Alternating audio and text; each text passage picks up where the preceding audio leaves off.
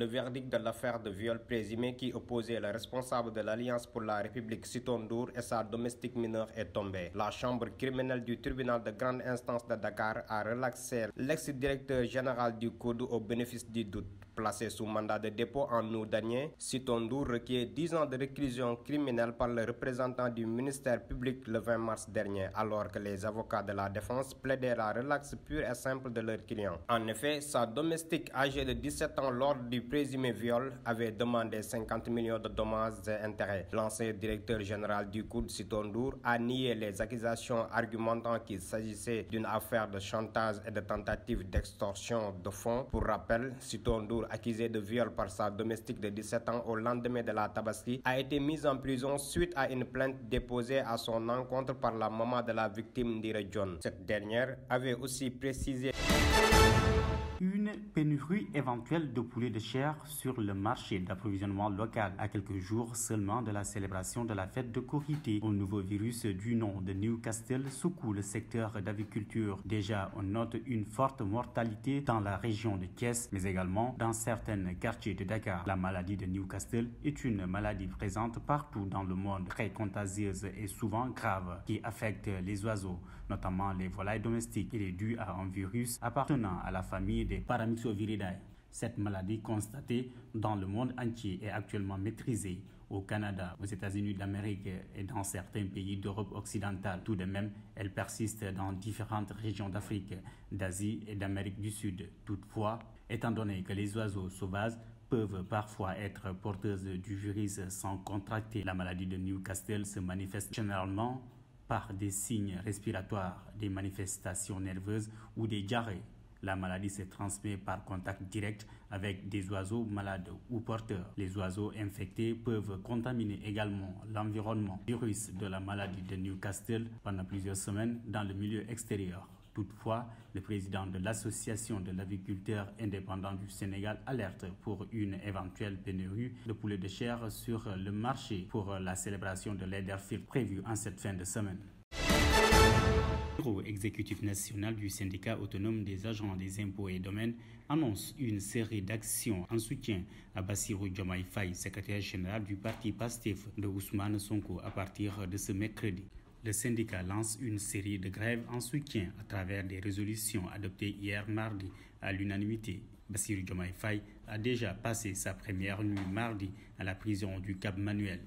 Il a été inculpé et placé sous mandat de dépôt le 18 avril par le juge du deuxième cabinet tribunal de Dakar. Pour rappel, le secrétaire général du parti PASTEF, Bassirou Diomaye Faye, a été arrêté le 14 avril dernier par la DIC devant la Direction générale des impôts et domaines suite à une publication sur Facebook sur l'état de la justice sénégalaise. Bassirou Diomaye Faye est poursuivi de 3 chefs d'inculpation, diffamation à l'encontre des personnes à raison de leurs fonctions ou leur qualité, outrage aux magistrats dans l'exercice de ses fonctions, acte de nature à compromettre la paix publique. Ainsi, un plan d'action pour sa libération a été concocté. Un dépôt d'un préavis de grève ce mercredi 19 avril avec le port de brassard rouge qui est largement suivi dans différents centres de contrôle ce 19 avril et poursuivra jusqu'à demain, jeudi 20. L'organisation de journées de présence passive le 28 avril et le 2 mai. Grève totale les 20,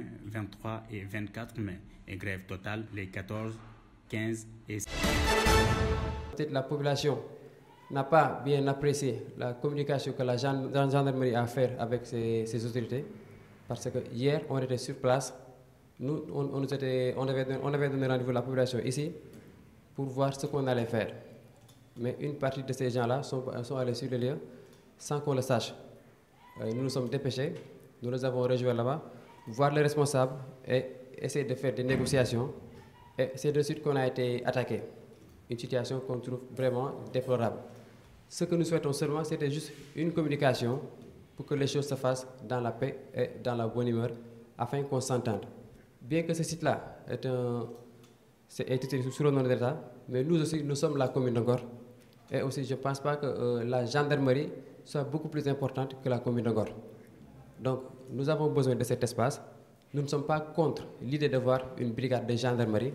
Sinon, on ne leur aurait pas proposé d'autres espaces pour leur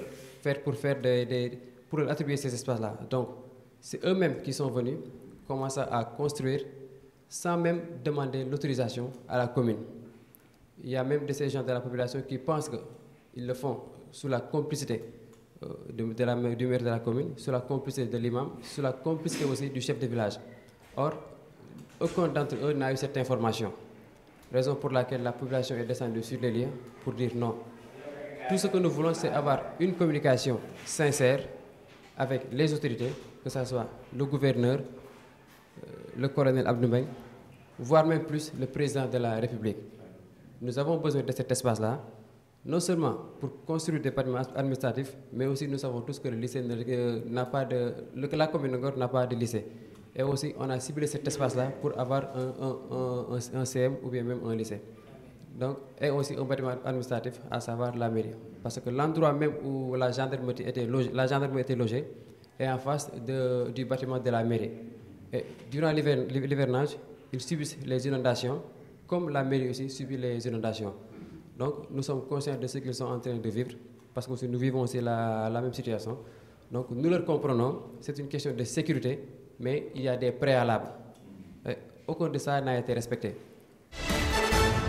La Ligue des champions européenne se poursuit ce soir avec les matchs de retour des quarts de finale à partir de 19h. Le Bayern de Munich de Sadio Mané tentera de se rattraper face au Manchester City de Erling Haaland. À l'aller, les Bavarois ont été surclassés 3-0 par les Citizens et l'autre quart de finale opposera entre Benfica et l'Inter de Milan. Pour la manche aller, l'Inter de Milan avait pris une bonne option en battant Benfica sous le score de 2-0. Pas de surprise hier lors des deux affiches de la soirée, mais également une fin de saison cauchemardesque pour Chelsea et son nouvel entraîneur Frank Lampard. Depuis la nomination de l'ancien milieu de terrain, les Blues n'ont pas gagné. Pire encore, ils viennent d'enchaîner une 4e défaite de suite. Sans ces internationaux sénégalais, le club londonien s'est incliné 2-0 face au Real de Madrid. Chelsea est éliminé de la Ligue des champions.